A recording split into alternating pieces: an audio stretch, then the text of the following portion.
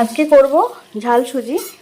ঝাল সুজিটা ফার্স্ট আমি করছি আলু দিয়ে করব। প্রথমে কড়াইতে একটু সাদা তেল দিয়ে নিয়েছি, তারপর আলুগুলোকে একদম ছোট ছোট করে কেটে অল্পভাবে ভেজে নিচ্ছি, সঙ্গে একটা কাঁচা লঙ্কা চিড়ে দিয়েছি আর একটু এক সাইডে গরম জল বসিয়েছি। তারপরে আলুটা ভাজতে ভাজতে দিয়ে দিলাম অল্প একটুখানি হলুদটা দিয়ে একটু নাড়াচাড়া করে নিচ্ছি।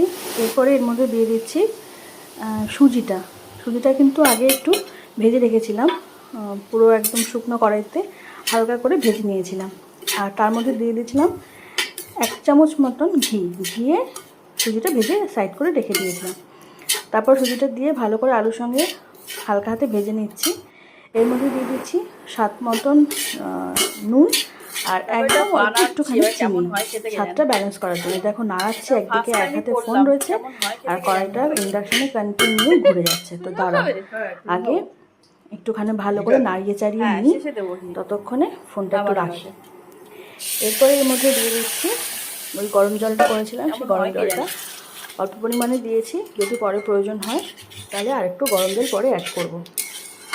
তারপর ভালো করে নাড়াচাড়া করে নিচ্ছি। যেহেতু একদম প্রথমবার করলাম, কেমন হয়েছে আমি জানি না, তবে আগামী দিন সকালবেলা ভাবছি আরেকবার ট্রাই করব। তো যাই হোক, ভিডিওটা ভালো লাগলে লাইক করুন। এরকম দেখতে হয়েছে, মনে হচ্ছে একটু ভুলভাল হয়েছে, পরে আবার ঠিকই আছে, একদম ঠিক আছে। না করো।